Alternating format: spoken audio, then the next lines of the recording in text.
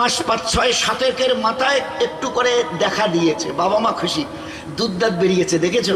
স্বামীকে দেখায়, একে দেখায়, শাশুড়িকে দেখায়, দেওরকে দেখায়, বাচ্চার দাঁত এসছে। আচ্ছা তাই?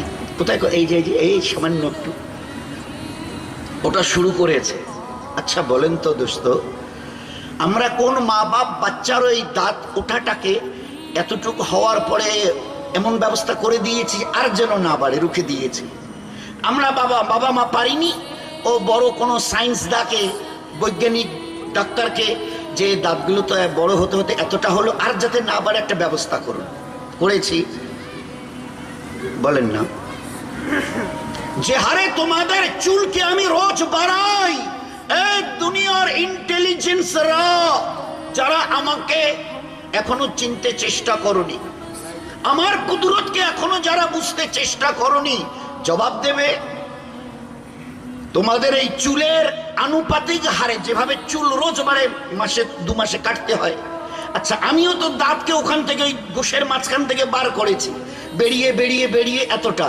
আচ্ছা তারপরে যদি আর একটু লম্বা করে করে আমার দিকে দেখেন, এতটা যদি করতাম তোমাদের চেহারাগুলো কেমন হতো? তোমাদের লজ্জা করে না?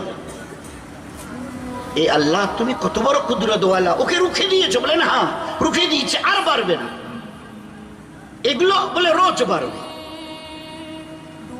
হাত পায়ের নখ, গোস্তের মাঝখান থেকে এই নখগুলো এও শক্ত, বলে এ রোজ বাড়বে। কিন্তু দাঁত বলে তোমাদের দেখলে লোক মানে আটকে উঠে ওখানে হাট ফেল করে মরে যাবে, এ তো রাক্ষসের মতো, এক ভয়ানক চেহারা, 2 দিকের দাঁত এইরকম হয়ে আছে।